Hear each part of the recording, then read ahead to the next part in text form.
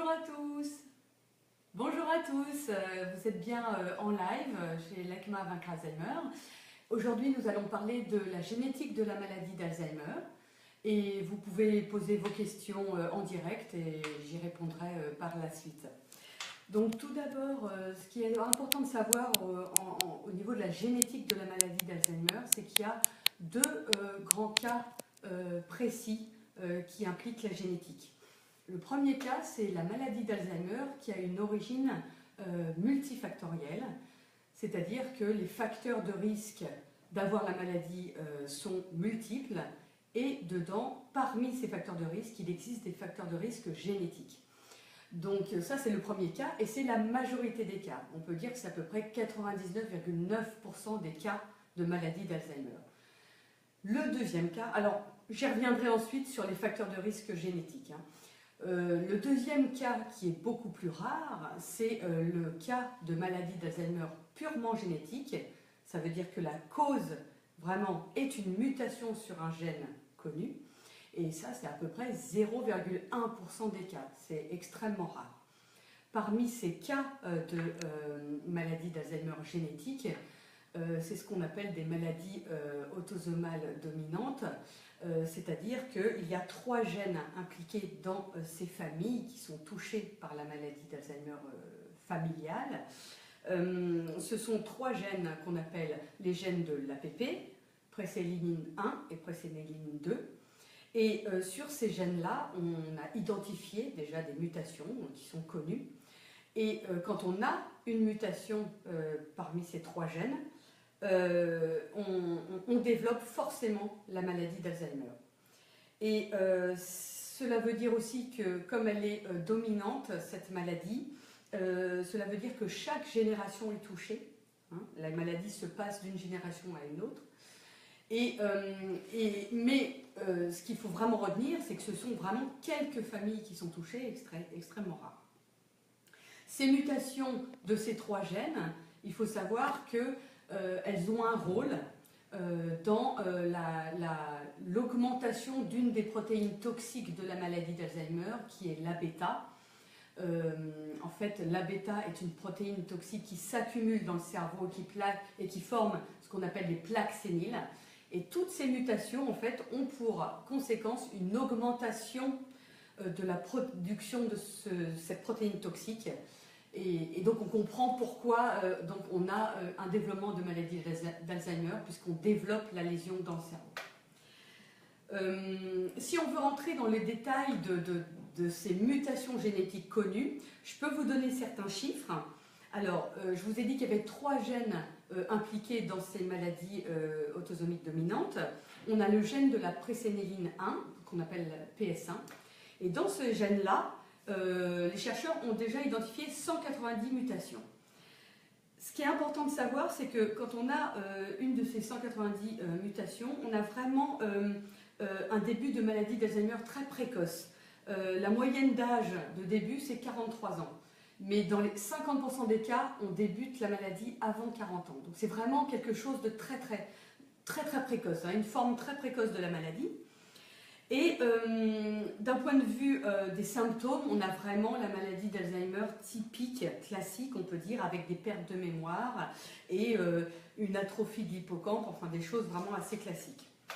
En ce qui concerne le deuxième gène, qui s'appelle préséléline 2, PS2, alors les mutations sont beaucoup plus rares. On n'a que 23 mutations identifiées. Ça représente 8 familles qui sont décrites en France, seulement 8 familles. L'âge de début est moins précoce. On a un début plus tardif à 56 ans.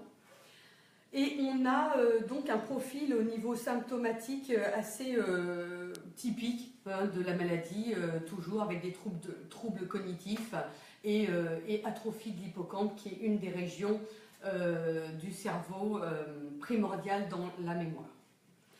Et pour le troisième gène, APP, on a 27 mutations décrites, ce qui représente à peu près 16 familles décrites en France.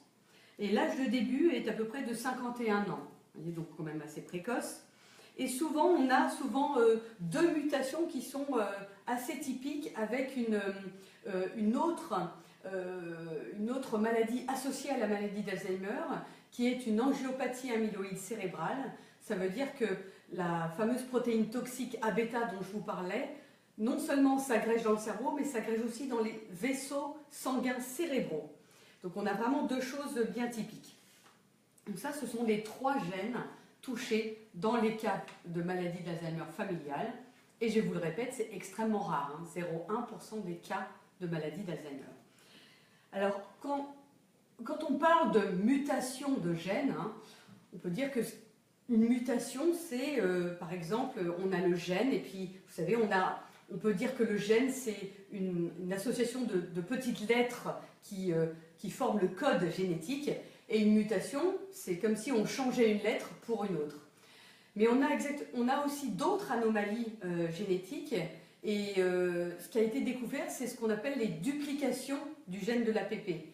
Duplication, ça ne veut pas dire qu'on a changé une lettre pour une autre, mais qu'on a la copie du gène entier qui est dupliquée. On a 2 ou 3 fois des copies du même gène. Donc on peut imaginer évidemment que si on duplique, on a plusieurs copies du gène, eh bien, si le gène est impliqué dans cette production de la protéine toxique A-bêta, plus on a de copies de gène, plus on a de production de la bêta toxique, et évidemment on développe la maladie. Et pourquoi je vous parle de ces duplications d'APP? Parce que c'est le cas de ce qui se passe souvent pour la trisomie 21. La trisomie 21, on a 3 copies du chromosome 21, et il s'avère que le gène de l'APP qui provoque la production de la protéine toxique A-bêta, elle se trouve sur le chromosome 21. Et c'est pour ça que souvent, dans la majorité des cas, on a chez les personnes trisomiques 21 la possibilité de développer la maladie d'Alzheimer lorsqu'ils vivent assez longtemps, autour de 50-60 ans. La plupart d'entre eux développent aussi une maladie d'Alzheimer puisqu'ils ont 3 copies du gène APP et qui développent donc beaucoup plus la protéine A-bêta toxique. Alors ce n'est pas tous les cas de trisomie 21, puisque on a des fois des trisomiques 21 partielles, et donc on n'a pas le gène de l'APP qui est impliqué dans cette duplication. Donc voilà, donc ça c'est l'explication aussi souvent de ces duplications de l'APP. Ça c'était vraiment pour les cas de maladies avec une mutation génétique. Je vais revenir à l'autre cas qui est quand même le cas majoritaire des maladies d'Alzheimer à 99,9%. Ce sont des maladies d'Alzheimer qui sont multifactorielles et qui, parmi tous ces facteurs de risque environnementaux, facteurs de risque cardiovasculaires, on a aussi des facteurs de risque génétiques. Et le facteur de risque génétique le plus important, c'est le facteur de risque qu'on appelle ApoE4. L'ApoE4, c'est un facteur de risque. Alors, pour rentrer dans les détails, on a plusieurs formes, ce qu'on appelle des isoformes de l'ApoE. On peut avoir l'ApoE2, l'ApoE3 et l'ApoE4. Et vous savez qu'on reçoit une copie du gène, 2 copies du gène de nos 2 parents. Et donc, on peut avoir une multitude de possibilités avec l'ApoE. On peut avoir l'ApoE2 et l'ApoE3, l'ApoE2 et l'ApoE4, l'ApoE4, l'ApoE4, vous voyez, différentes possibilités. Et il faut savoir que l'ApoE3, c'est le gène, on va dire, le plus courant. Et quand on a, avec l'ApoE3, un ApoE2, on est protégé par un peu, c'est-à-dire qu'on réduit notre risque de développer la maladie d'Alzheimer, mais si on a l'ApoE4, on augmente notre risque de développer la maladie d'Alzheimer. Ça veut dire que les personnes qui ont ApoE4, alors là, ils ont un risque vraiment élevé de développer la maladie d'Alzheimer. Mais attention, on parle bien de facteurs de risque génétique. Ça ne veut pas dire que, parce qu'on a ApoE4, qu'on va forcément développer la maladie. Ce sont des facteurs de risque génétique, c'est-à-dire qu'ils ne sont ni nécessaires ni suffisants pour avoir la maladie d'Alzheimer. Et ça, c'est assez important parce que finalement, quand on regarde la fréquence de l'ApoE4 parmi le monde, on a quand même 2% de la population générale qui est porteur de l'APOE4. Donc c'est quand même aussi pas négligeable, mais ça veut dire que c'est un facteur de risque génétique, mais on n'a pas que ça. Comme je vous disais, la plupart des maladies d'Alzheimer, ce sont des formes multifactorielles. Donc ce n'est pas que le facteur génétique qui va rentrer en jeu, on a évidemment des facteurs de risque tout au long de notre vie qui vont être protecteurs ou plus de risques de la maladie. Donc c'est un ensemble de choses qui développent la maladie. Donc voilà pour les plus grandes lignes en termes de génétique de la maladie d'Alzheimer, et peut-être on a des questions. Alors, docteur Panchal, effectivement, on a 3 questions. Alors, tout d'abord, pour rebondir sur ce que vous étiez en train de dire de Estelle Laban. Bonjour, docteur Panchal, pourquoi est-ce qu'on ne cherche pas à savoir si nous sommes tous APOE4 ou pas? C'est vrai. Alors, comme je vous le disais, APOE4, ça reste un facteur de risque. Donc, il n'y a pas trop d'intérêt, même pas d'intérêt du tout, à savoir si on est APOE4. Ça ne rentre absolument pas en compte dans le diagnostic de la maladie d'Alzheimer. Si vous voulez, de savoir qu'on a un facteur de risque, oui, d'accord, mais ça ne veut pas dire qu'on va développer la maladie. Donc ça n'a pas vraiment d'intérêt de faire ça à grande échelle. Maintenant, il est souvent recommandé de le faire quand on fait partie d'un profil de famille bien précis. Par exemple, on a une famille où on a 2 frères qui sont touchés par la maladie d'Alzheimer, 2 oncles, voilà, des choses comme ça, où on a un profil, un arbre généalogique bien particulier, où là, on va essayer d'aller voir plus loin pourquoi il y a autant de personnes qui sont touchées dans la même famille. Donc là, c'est possible. Mais quelqu'un de totalement asymptomatique et sans symptômes, on ne va absolument pas faire la recherche de ce facteur de risque génétique. Alors, ensuite, on a eu 2 questions en message privé qui préfèrent rester anonymes. La première, c'est « J'ai des pertes de mémoire depuis que j'ai 47 ans. On m'a dit que j'avais la maladie d'Alzheimer. Est-ce que je peux faire une recherche de mutation génétique ?» D'accord. Alors, il y a plusieurs choses à voir d'abord. Tout d'abord, alors on a 47 ans, vous avez des troubles de la mémoire. Ce qu'il va falloir faire d'abord, et le neurologue va sûrement le faire, c'est qu'il va essayer de dresser un arbre généalogique de votre famille. Il va poser des questions, il va essayer de savoir si par exemple parmi votre fratrie, il y a d'autres personnes qui sont touchées, qui ont des troubles cognitifs, des troubles du langage, des problèmes de marche, des choses comme ça. Est-ce que chez vos parents, il y a aussi quelqu'un qui a développé une maladie d'Alzheimer ou une démence? Est-ce que chez les grands-parents, il y a eu quelque chose aussi? Ça va permettre de fabriquer un arbre généalogique bien précis et de savoir un peu plus si, à chaque génération, on a des doutes de développement d'une démence. Deuxièmement, ce qui est très important, c'est que vous dites que vous avez des troubles de mémoire à 47 ans. Il faut savoir si déjà, vous avez la maladie d'Alzheimer. Il est très important de poser un diagnostic de certitude de maladie d'Alzheimer, puisque, si vous voulez, les analyses sanguines, les analyses de recherche génétique sont très coûteuses et on ne va pas le faire comme ça, simplement parce que vous avez des troubles de la mémoire. Donc il va falloir que vous alliez voir un neurologue, vous passiez une batterie de tests, des tests neuropsychologiques, un IRM, peut-être une ponction lombaire, pour avoir un diagnostic de certitude de maladie d'Alzheimer. Et à partir de là, que vous avez une certitude que vous avez une maladie d'Alzheimer, on va peut-être aller plus loin selon l'arbre généalogique. Et ensuite, il y a des recommandations bien précises. Ça, il faut vraiment le savoir. Vous avez une maladie d'Alzheimer, il y a 2 cas possibles pour faire des analyses génétiques. Soit dans votre famille, vous avez au moins 2 apparentés qui ont eu une maladie d'Alzheimer avant 65 ans. C'est ce qu'on appelle des malades d'Alzheimer jeunes, c'est avant 65 ans. Et dans ces cas-là, on va vous proposer une analyse moléculaire, une analyse génétique. Soit vous n'avez pas de cas dans votre famille de malades d'Alzheimer autres que vous, et on ne vous proposera des analyses génétiques que si vous avez une maladie d'Alzheimer avant 50 ans.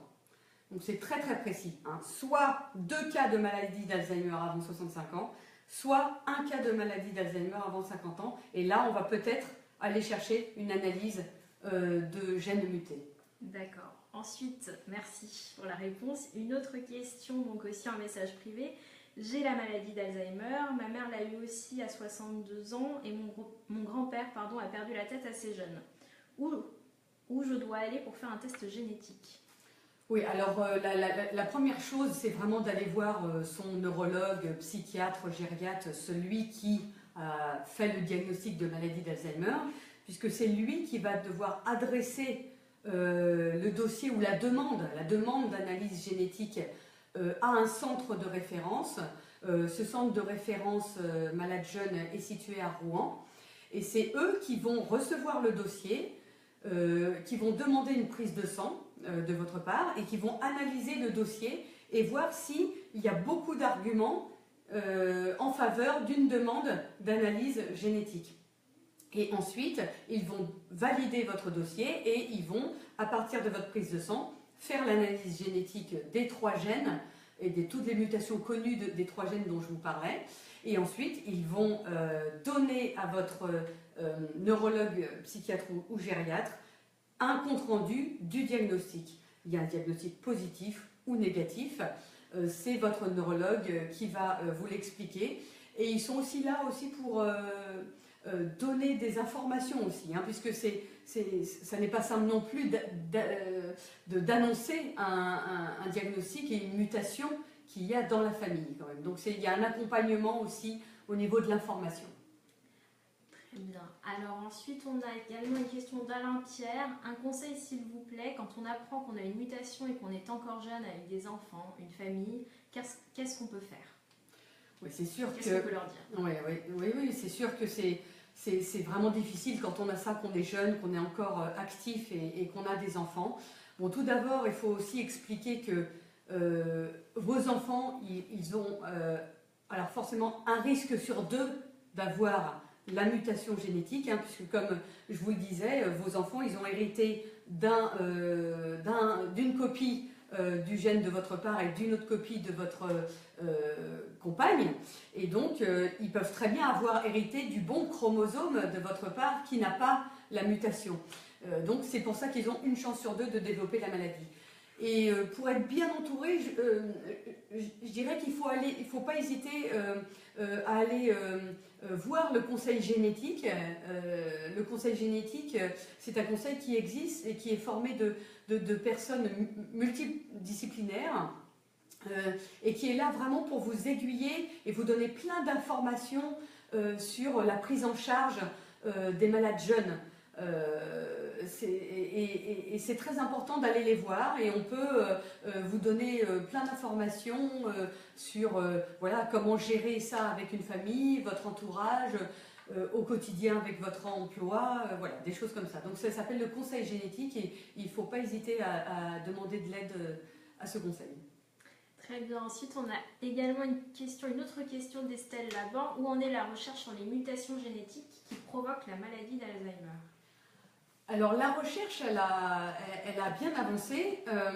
Comme je vous disais, on connaît des mutations identifiées sur les fameux 3 gènes dont je vous parlais. Ces mutations, elles ont commencé à être identifiées dans les années 90.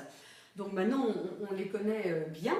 Mais il n'y a pas longtemps, avec les avancées technologiques de la recherche, on est capable, maintenant, je crois depuis 5 ans, on est capable d'analyser le génome entier et de repérer des anomalies génétiques sur le génome entier, donc ça c'est incroyable.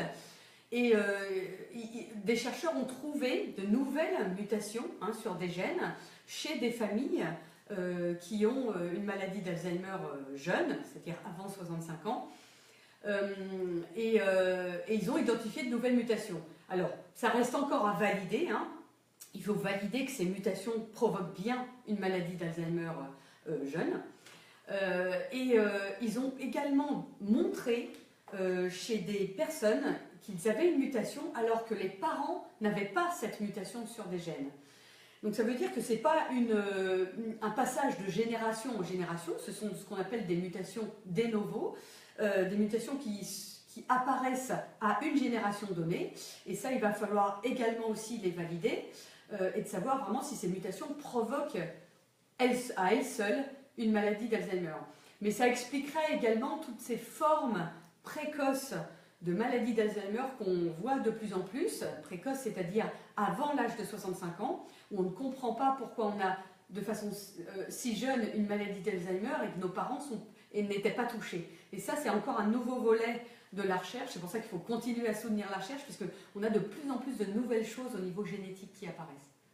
D'accord, très bien, merci. Alain Pierre, à nouveau, vous avez parlé de facteurs de risque génétique ApoE4. Est-ce qu'il y en a d'autres? Alors oui, il y en a d'autres. Il y a même c'est des avancées de recherche française d'ailleurs qui, vers 2011, ont montré d'autres facteurs de risque génétique. On a, comme je vous disais, le plus important c'est l'ApoE4 comme facteur de risque génétique, mais maintenant ils ont trouvé d'autres facteurs comme TREM2, BIN1, des choses comme ça. Alors, ce sont des nouveaux facteurs de risque génétique qui sont quand même beaucoup plus rares que l'ApoE4. Hein. Comme je vous disais, l'ApoE4 c'est quand même 2% de la population générale. Ces facteurs de risque génétique sont beaucoup plus rares. Maintenant, ce sont encore des nouvelles avancées, mais il reste à savoir si tous ces facteurs de risque génétique, est-ce qu'ils interagissent entre eux et quel est vraiment leur rôle dans le déterminisme multifactoriel génétique de la maladie d'Alzheimer. Ça reste encore à trouver. Très bien, bah, écoutez, je crois qu'on a fini avec les questions. Donc merci beaucoup, docteur Panchal. De rien. Et ben écoutez, je vous remercie. Merci de suivre ce live régulièrement. Et je vous dis à très bientôt. Surtout, n'hésitez pas, si vous êtes intéressé pour s'inscrire à notre newsletter, vous pouvez aller sur notre site internet www.maladiealzheimer.fr. Et je vous dis à très bientôt. Et n'oubliez pas, connaître la maladie d'Alzheimer, c'est déjà la combattre. Merci. Au revoir.